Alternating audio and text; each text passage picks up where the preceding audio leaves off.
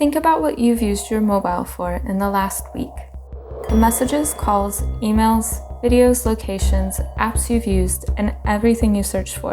How personal is this to you? How would you feel if all of this was covertly collected? And if someone did obtain this information, how far would you be willing to go to keep it private? This probably sounds like a nightmare, but it's a reality and exactly what the spyware Pegasus has been doing. The scary thing is not what Pegasus can do, but on who it can do it on and how easily it can do this. Designed to target criminals and terrorists, it's been used to secretly hack phones of world leaders, journalists, human rights activists, and lawyers.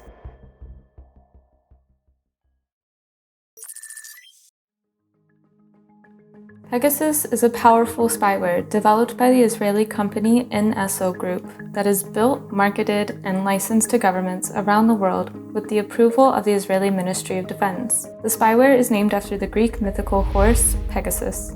Pegasus was created when the founders of NSO Group, then a small customer service startup for mobile phones called Communicate, were approached by European law enforcement officials and told that their technology would be useful to help carry out surveillance on criminals in an era where wiretaps weren't good enough to track criminals. This technology helped telecom companies gain remote access to a user's smartphone so they could help with technical issues. When the idea didn't go down well at Communicate, the founders left and started NSO Group. Here, they would develop the technology to be able to hack phones so they could access information of terrorists, pedophiles, and other criminals, which is the stated purpose of Pegasus. It has the potential to hack billions of phones running on Android or iOS systems. The earliest version of Pegasus was discovered in 2016 after a failed hacking attempt on the iPhone of Ahmed Mansour, a human rights activist, which led to an investigation revealing details about the spyware, its abilities, and the security vulnerabilities it exploited. The spyware was referred to as the most sophisticated smartphone attack ever, and was the first time a remote Apple jailbreak exploit was detected. Once the spyware has found its way onto your phone, without you noticing, it can become a surveillance device with full access to your messages, photos, geolocation, browsing history, apps you've used, where you've been to, and who you've met, and can activate your microphone and camera. Recently, the Pegasus Project, a collaborative investigation that involves more than 80 journalists, leaked a list of more than 50,000 phone numbers that, it is believed, has been identified as those of people of interest by clients of NSO since 2016. To be clear, not all these numbers were hacked or had been attempted to be hacked. However, detailed forensics was done to a small subset of 67 phones, of which 37 came back positive of proof of being hacked. If all numbers in this leak were related to criminals, that'd be fine. However, a large amount of numbers belonged to people who seemingly had no connection to criminality, suggesting some of NSO's clients are breaching their contracts, spying on people who are off limits based on NSO Group standards. The investigation was able to identify more than 1,000 individuals in 50 countries who were selected by NSO clients for potential surveillance, including 189 journalists, more than 600 politicians and government officials, at least 65 business executives, 85 human rights activists, 3 presidents, 10 prime ministers, and a king. This shows that there's been uncovered widespread, persistent, and ongoing unlawful surveillance and human rights abuses perpetrated using Pegasus spyware. NSO Group has denied the findings of the Pegasus Project and said that the 50,000 number list is insane and that the average number of targets per NSO customer is about 100, and the company only sells to between 40 to 50 countries.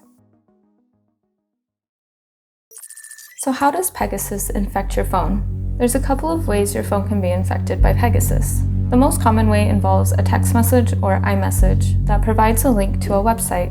If this is clicked, this link allows malicious software to compromise your phone. You've probably encountered this method in the past from different sources. A more sophisticated phone hack is via a zero-click attack, which require no user interaction to infect a phone. This is done by exploiting a zero-day vulnerability, which means a newly discovered software vulnerability that developers of the software are aware of. Once developers become aware of zero-day exploits, they fix it and release a patch. However, it's often months and sometimes years before a developer learns of the vulnerability that led to an attack. Popular antiviruses cannot detect zero-day vulnerabilities, making this type of hack very effective. NSO Group found 3 zero-day vulnerabilities in Apple's iOS. All they have to do is make a WhatsApp call that initiates access to the operating system by launching the code. This code jailbreaks the iOS device and gives Pegasus root or administrative privileges, which allows the attacker to access whatever they like. You're probably thinking, if this is the case, then the user would be able to see the call log, but Pegasus is much too clever to do that. After planting the malware, Pegasus alters the call log so that the user has no knowledge of what's happened. Once NSO Group has found a zero-day vulnerability to one iPhone, it has the ability to hack all iPhones around the world as they all run on the same operating system. Also, the spyware hides intelligently using built-in self-destruct capabilities. If Pegasus fails to connect with its command and control server for more than 60 days, it self-destructs and removes all traces. It's worth noting Android phones were also hacked, but 34 of the 37 phones investigated were iPhones. Since the Pegasus leak, Apple has released iOS 14.7.1, which has patched a major zero-click vulnerability. In all fairness, Pegasus has been used for good, a lot of which is unknown due to the secrecy around the spyware industry. An example of this was the reported use of Pegasus in both captures of the Mexican drug lord El Chapo.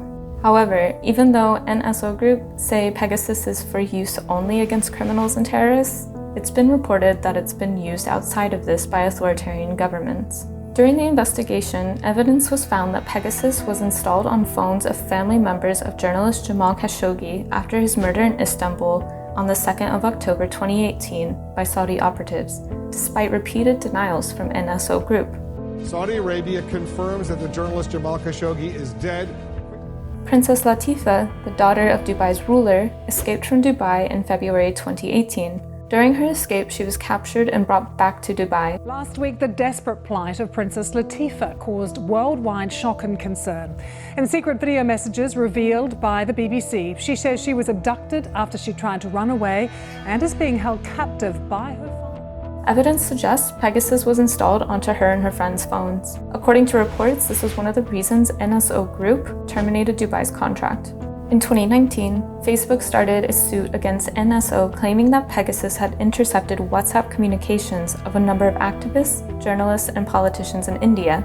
NSO's lawyers have used a variety of legal arguments, saying that it only licenses its software to governments for criminal or anti-terrorist work, and so has sovereign immunity, that it has no presence in the US market, and claiming Facebook itself tried to buy the company's Pegasus snoopware but was turned down.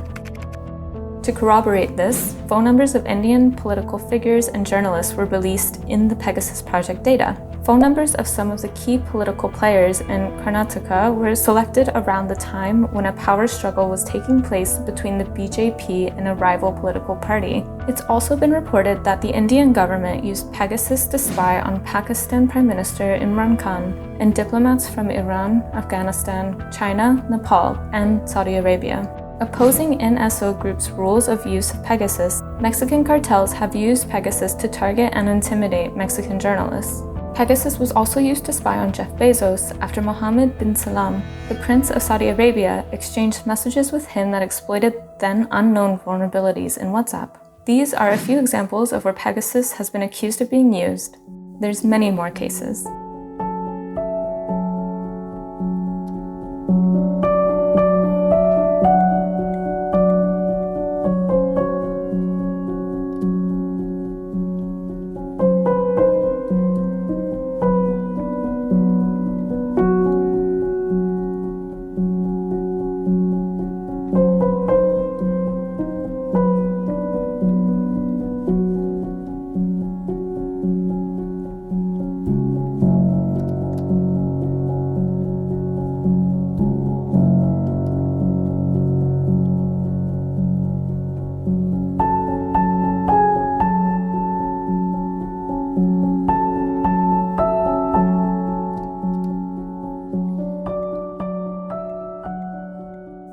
Spyware such as Pegasus have a vital place in the world as they're instrumental in catching criminals and terrorists.